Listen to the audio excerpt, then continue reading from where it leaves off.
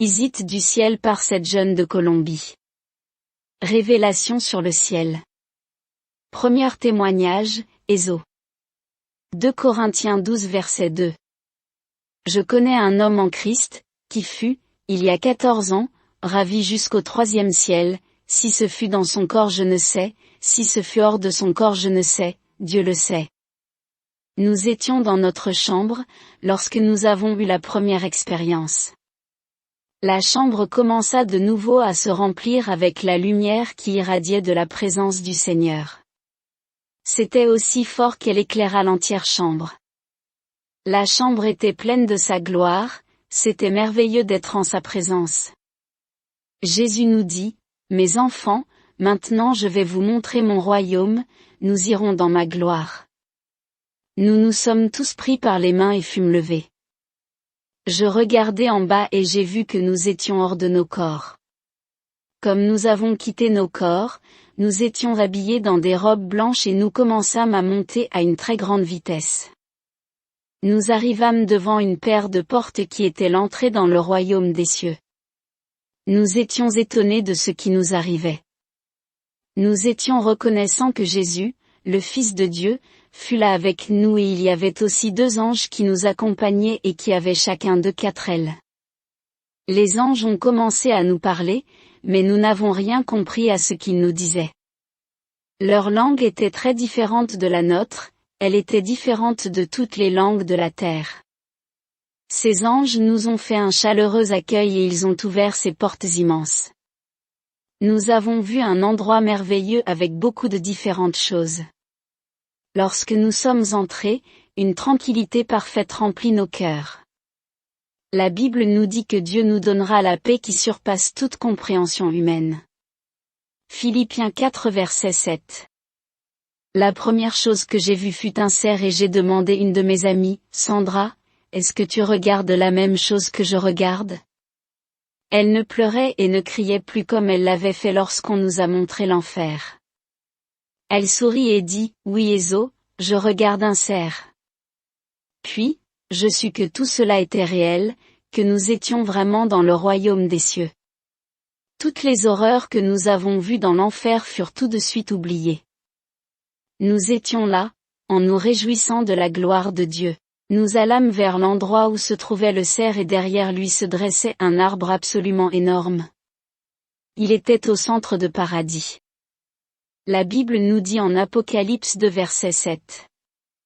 Que celui qui a des oreilles entende ce que l'Esprit dit aux églises, à celui qui vaincra je donnerai à manger de l'arbre de vie, qui est dans le paradis de Dieu.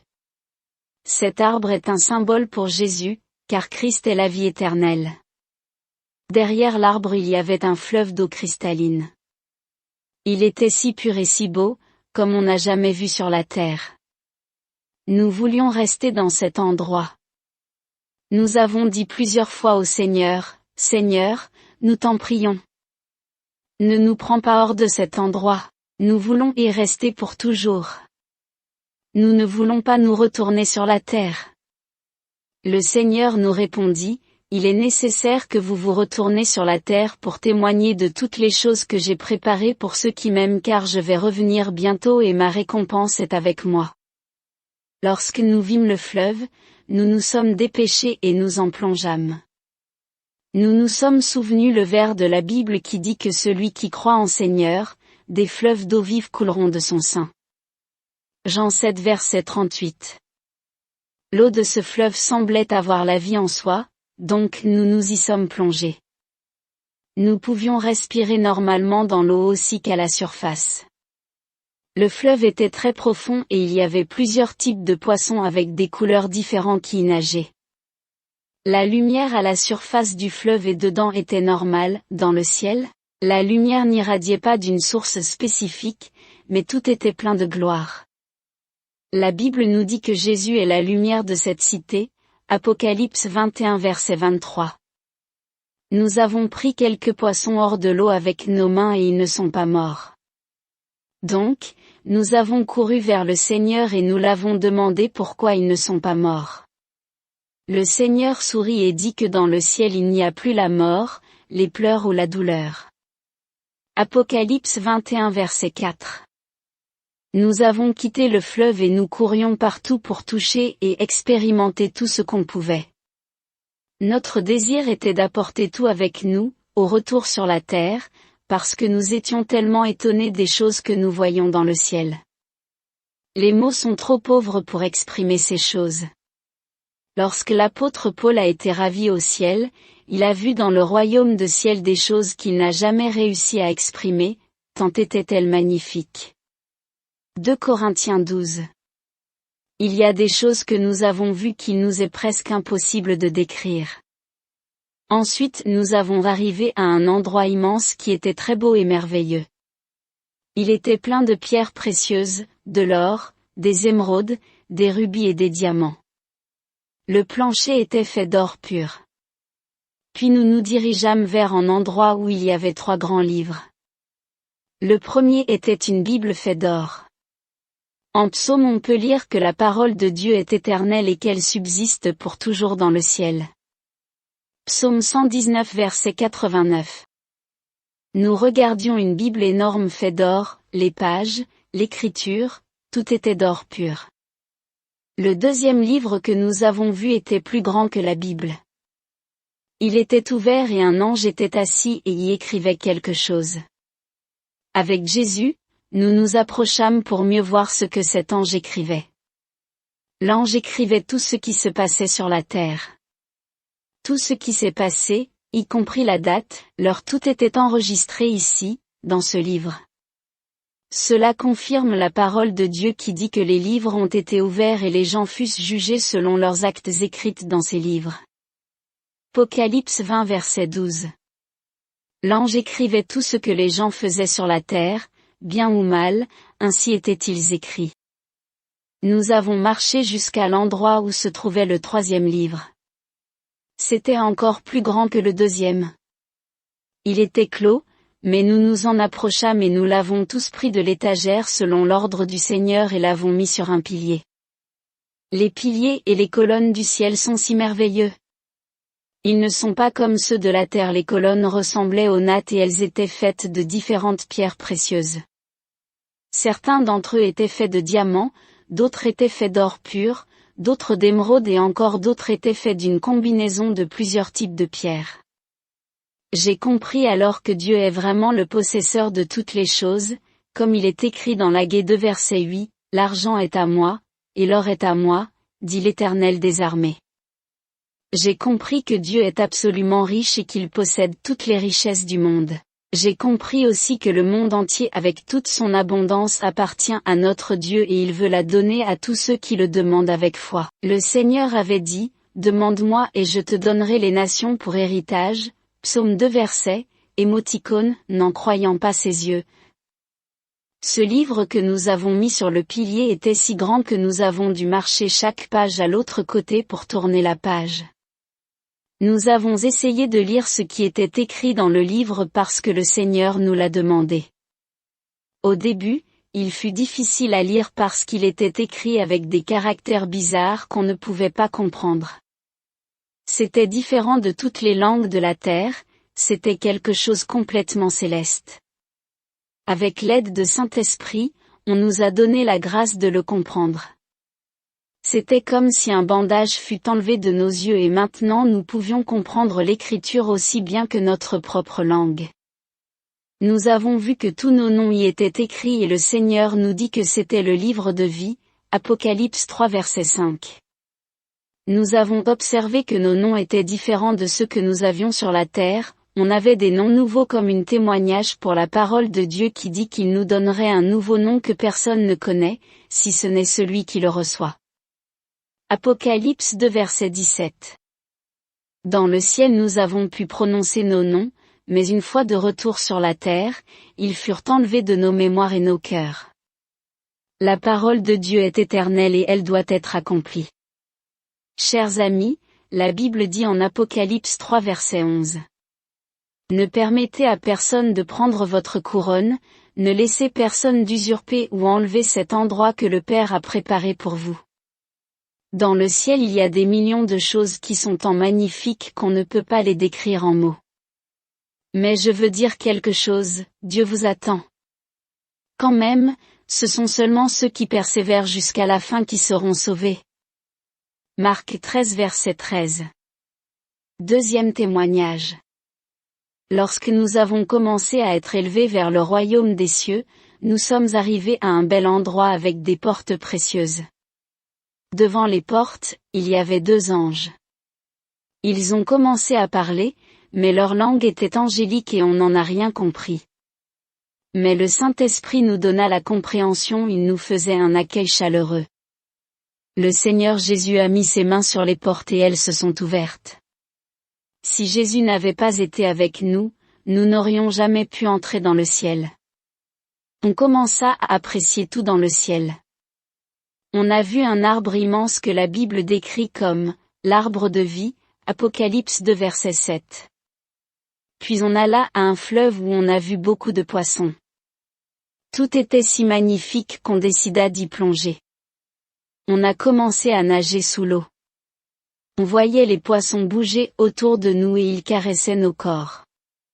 Ils ne se sont pas éloignés de nous, comme il se passe sur la terre parce que la présence de Jésus les calmait. Les poissons pouvaient avoir confidence en nous, parce qu'ils savaient qu'on n'irait pas leur faire du mal. J'étais tellement béni et étonné que je saisis un des poissons et je le tirai hors de l'eau. Ce qui était surprenant c'était que le poisson resta tout calme dans mes mains, il prenait plaisir à savourer la présence du Seigneur. J'ai mis le poisson de nouveau dans l'eau. Je pouvais voir au loin qu'il y avait des chevaux dans le ciel, comme il est écrit dans la parole de Dieu dans Apocalypse 19 verset 11. Puis je vis le ciel ouvert, et voici, parut un cheval blanc. Celui qui le montait s'appelle fidèle et véritable, et il juge et combat avec justice. C'étaient les chevaux que le Seigneur va utiliser à son retour sur la terre pour prendre son Église, son peuple. Je me dirigea vers les chevaux et je commença à les caresser. Le Seigneur me suivit et il me permit de chevaucher un d'eux. Lorsque j'ai commencé à chevaucher, j'ai senti quelque chose que je n'avais jamais senti auparavant sur la terre. J'ai commencé à expérimenter la paix, la liberté, l'amour, la sainteté qu'une personne peut avoir dans ce bel endroit. J'ai commencé à savourer tout ce que mes yeux voyaient. Je voulais simplement savourer tout ce que le Seigneur a préparé pour nous dans ce beau paradis. Nous avons également vu la table préparée pour le banquet et tout était déjà servi. Elle n'avait pas de début et pas de fin. Nous avons vu les chaises préparées pour nous et les couronnes de vie éternelle qui nous attendaient. Nous avons vu des mets délicieux qui étaient déjà mis sur la table pour tous les invités au mariage de l'agneau. Il y avait des anges avec des tissus blancs pour les manteaux que le Seigneur prépare pour nous. J'étais étonné de voir toutes ces choses. La parole de Dieu nous dit qu'on doit recevoir le royaume des cieux comme des petits enfants. Matthieu 18 verset 3. Quand nous fûmes dans le ciel nous étions comme des enfants. Nous avons apprécié tout, les fleurs, les résidences, le Seigneur nous a même permis d'entrer dans ces résidences. Ensuite Dieu nous a conduits vers un endroit où il y avait beaucoup d'enfants. Le Seigneur était au milieu des enfants et il commença à jouer avec eux. Il s'assura qu'il passait assez de temps avec chacun d'eux et on voyait qu'il aimait être avec les enfants. Nous nous sommes approchés et nous l'avons demandé, « Seigneur, est-ce que ces enfants vont être nés sur la terre ?» Le Seigneur répondit, « Non, ces enfants sont ceux qui ont été avortés sur la terre. » Lorsque j'entendis cela, j'ai senti quelque chose en moi qui me fit secouer. Je me suis souvenu quelque chose que j'avais fait dans mon passé avant de connaître le Seigneur. En ce temps-là j'avais une affaire avec une femme et elle est devenue enceinte. Quand elle m'a dit qu'elle était enceinte je n'en ai pas su quoi faire et je lui ai demandé un peu de temps pour prendre une décision. Le temps a passé et quand je me suis rendu chez elle pour lui dire ma décision, c'était déjà trop tard puisqu'elle avait déjà avorté. Cet événement a marqué ma vie. Même après j'ai reçu le Seigneur dans mon cœur, je ne pouvais pas me pardonner cet avortement. Mais Dieu a fait quelque chose dans ce jour-là, il m'a permis d'entrer dans une chambre et il m'a dit, « Est-ce que tu vois la petite fille là-bas ? C'est ta fille. » Lorsqu'il me dit cela, j'ai vu la fille et je sentis que la blessure que j'avais dans mon âme depuis longtemps a commencé à guérir. Le Seigneur m'a permis de m'approcher d'elle et elle se rapprocha de moi. Je l'ai pris dans mes bras et j'ai vu ses yeux. J'entendis un seul mot de ses lèvres, papa. J'ai compris alors que Dieu avait pitié de moi et m'avait pardonné, maintenant je devais apprendre à me pardonner moi-même. Cher ami qui lit ce message, je voudrais vous dire quelque chose, Dieu a déjà pardonné votre péché, maintenant vous devez apprendre à vous pardonner vous-même. Je suis reconnaissant que Dieu m'a permis de partager ce témoignage avec vous. Seigneur Jésus-Christ, je vous donne toute la gloire et l'honneur. Cette révélation nous fut donnée par le Seigneur et il nous a permis de le recevoir. Mon espoir est que chaque frère qui lit ce témoignage sera béni et le partagera avec beaucoup d'autres personnes. Que Dieu vous bénisse. 4e témoignage. On a vu des choses magnifiques dans le royaume des cieux, comme il est écrit dans la parole de Dieu 1 Corinthiens 2 verset 9, mais, comme il est écrit, ce sont des choses que l'œil n'a point vues, que l'oreille n'a point entendues, et qui ne sont point montées au cœur de l'homme, des choses que Dieu a préparées pour ceux qui l'aiment. Quand on est arrivé dans le royaume des cieux, on a eu un sentiment extraordinaire de voir tant des choses spectaculaires et de sentir la gloire du Seigneur. Tout était si spécial, un endroit plein d'enfants. On pouvait dire qu'il y avait des millions d'enfants là. On a vu des enfants de différents âges parce que les cieux étaient divisés en sections. On a vu un endroit pour les enfants qui avaient entre 2 à 4 années. On a remarqué aussi que dans le royaume des cieux les enfants grandissent et il y avait aussi une école où ils sont enseignés la parole de Dieu. Les anges sont leurs professeurs et ils enseignent aux enfants des chansons d'adoration et comment glorifier le Seigneur Jésus. Quand le Seigneur arriva, on put voir l'immense joie de notre roi. Même si on ne pouvait pas voir son visage, on pouvait voir son sourire qui remplissait tout l'endroit. Lorsqu'il entra, tous les enfants coururent vers lui. Parmi tous ces enfants, on a vu Marie, la mère de Jésus-Christ sur la terre. Elle était une belle femme. On ne l'a pas vue sur un trône, ni vit-on quelqu'un qui l'adora. Elle était une femme parmi les autres femmes qui se trouvaient dans les cieux et tout comme les autres gens sur la terre, elle a dû recevoir le salut. Elle était habillée avec une longue robe blanche avec une ceinture d'or autour de sa taille et ses cheveux coulaient jusqu'à la taille. Sur la terre on entendit beaucoup de gens qui adoraient Marie, la mère de Jésus, mais la parole de Dieu dit, « Je suis le chemin, la vérité et la vie, personne ne vient chez mon Père que par moi » Jean 14 verset 16. La seule entrée dans le royaume des cieux est Jésus de Nazareth. On a observé aussi qu'il n'y avait pas de soleil ou de lune. La parole de Dieu nous dit dans Apocalypse 22 verset 5. Il n'y aura plus de nuit, et ils n'auront besoin ni de lampe ni de lumière, parce que le Seigneur Dieu les éclairera. Et ils régneront au siècle des siècles. Nous avons vu la gloire de Dieu. Il est très difficile pour nous d'expliquer les horreurs que nous avons vues dans l'enfer, mais il est encore plus difficile d'essayer d'expliquer les choses célestes que nous avons vues et la perfection de notre Créateur. Pendant que nous étions là, nous avons senti le besoin de courir et voir tout ce que nous pouvions. Nous nous sommes allongés sur l'herbe et nous sentions la gloire de Dieu. Le son du vent léger qui caressait gentiment nos visages, c'était magnifique. Au milieu du ciel on a vu une croix immense faite en pur or. On pense que ce n'était pas un symbole pour l'idolâtrie, mais plutôt un symbole qui montrait que c'est par la mort de Jésus sur la croix qu'on peut entrer dans le royaume des cieux. Nous avons continué notre visite dans le ciel. C'était passionnant de marcher avec Jésus-Christ, notre Seigneur. Dans cet endroit on a pu dire avec certitude qui est le Dieu qu'on serve, Jésus de Nazareth. Sur la terre, beaucoup de gens croient qu'il y a un Dieu dans les cieux qui attend attentivement qu'on commette un péché pour nous punir et nous envoyer dans l'enfer. Mais cela n'est pas la réalité. Ici on a pu voir l'autre facette de la personnalité de Jésus, Jésus qui est notre ami, Jésus qui pleure lorsqu'on pleure. Jésus est le Dieu de l'amour, de la compassion et de la pitié. Il nous prend dans ses mains pour nous aider à continuer sur le chemin du salut. Le Seigneur Jésus nous a permis de rencontrer une personne de la Bible. Il s'agit du roi David, le même David mentionné dans la Scripture.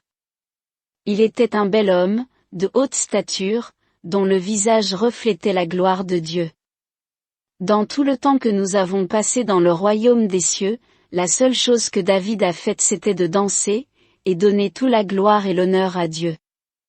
Pour ceux qui lisent ce témoignage, je voudrais dire que dans la parole de Dieu il est écrit dans l'Apocalypse 21 verset 27, « Il n'entrera chez elle rien de souillé, ni personne qui se livre à l'abomination et au mensonge, il n'entrera que ceux qui sont écrits dans le livre de vie de l'agneau. » Je veux dire aussi que ce sont seulement les braves qui s'emparent du royaume des cieux.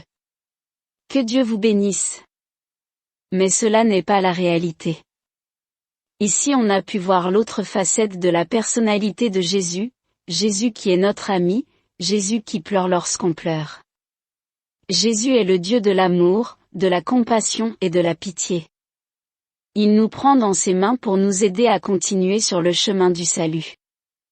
Le Seigneur Jésus nous a permis de rencontrer une personne de la Bible.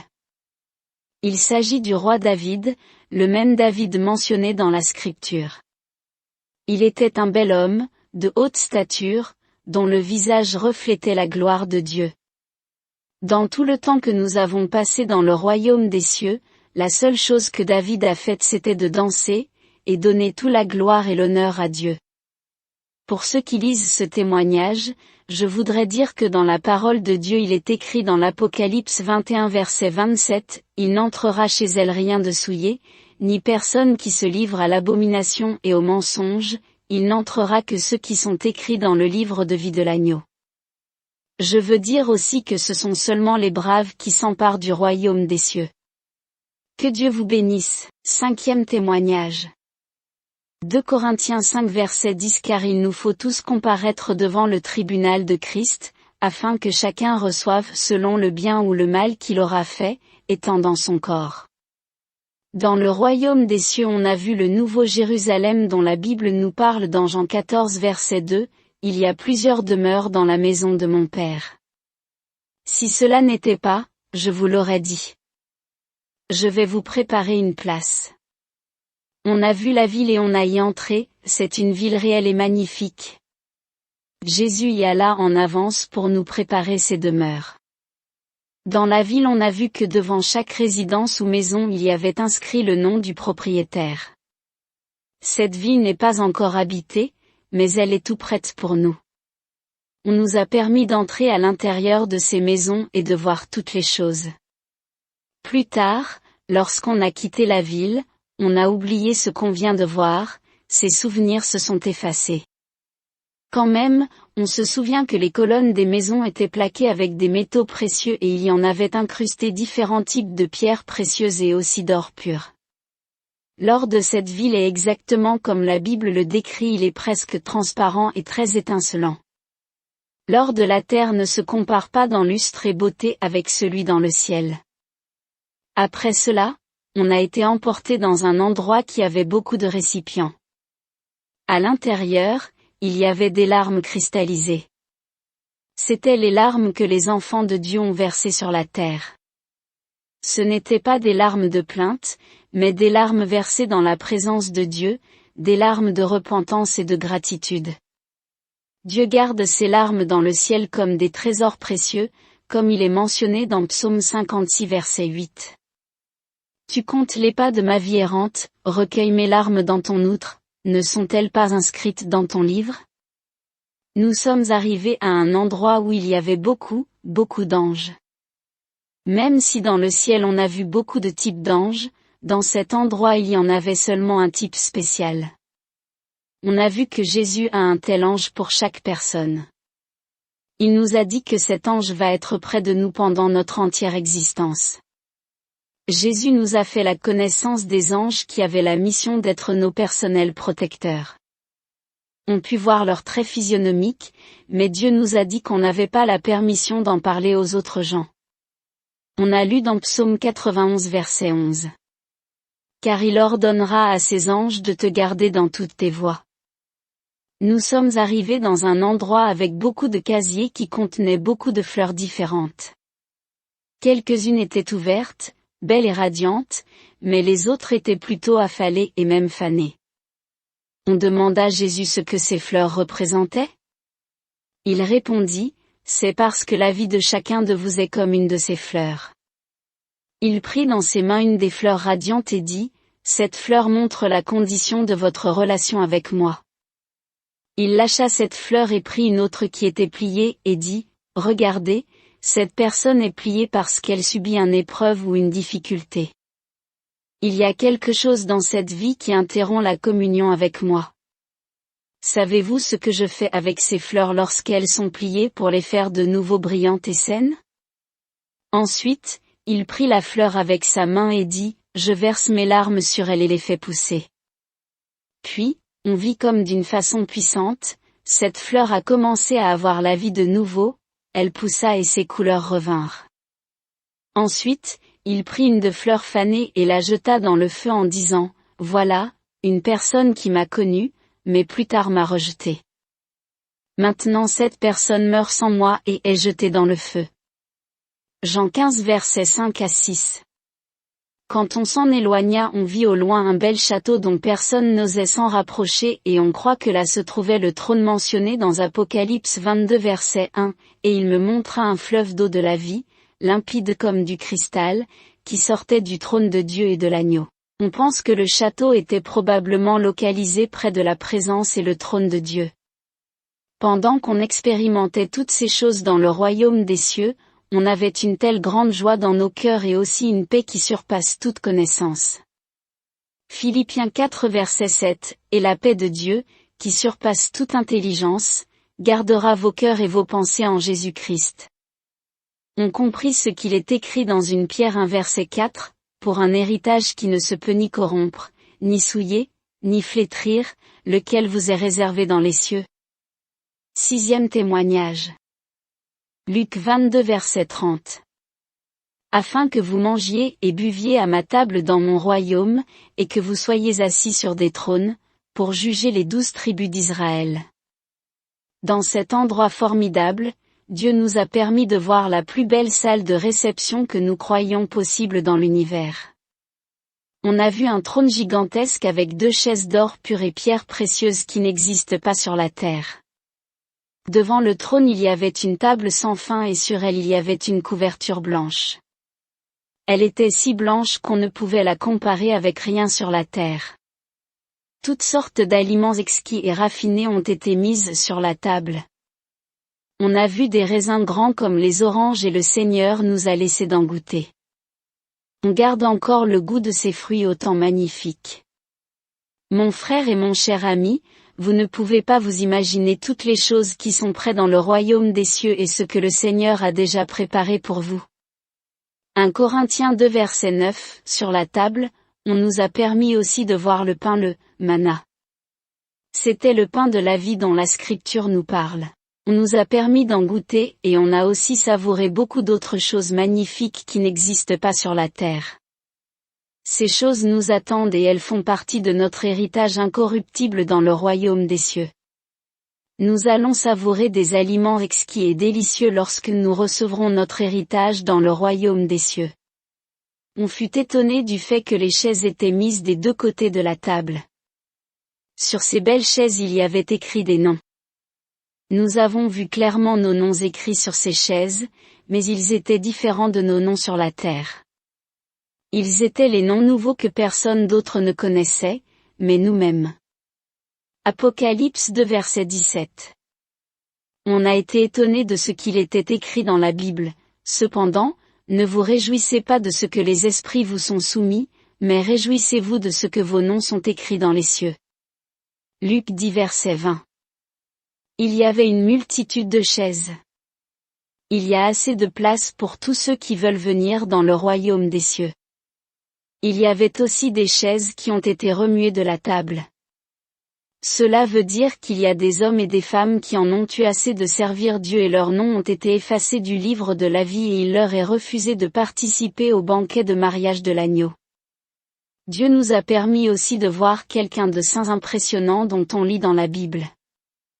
Nous avons été étonnés d'y voir Abraham qui était un aîné, mais pas dans son corps ou son apparence. Il était un aîné par la sagesse qu'il avait. Les cheveux d'Abraham étaient complètement blancs, mais chacun de ses cheveux ressemblait aux filaments de verre ou aux filaments de diamant. Ce qui nous a surpris le plus fut qu'il était encore plus jeune que nous. Dans le ciel, nous tous rajeunirons et serons jeunes. Nous avons été surpris aussi par ces mots. Abraham nous a dit quelque chose que nous n'oublierons jamais. Il nous a accueillis au royaume de ciel et nous a dit que bientôt nous serions dans cet endroit, parce que l'apparition du Seigneur Jésus-Christ s'approche vite. Que Dieu vous bénisse.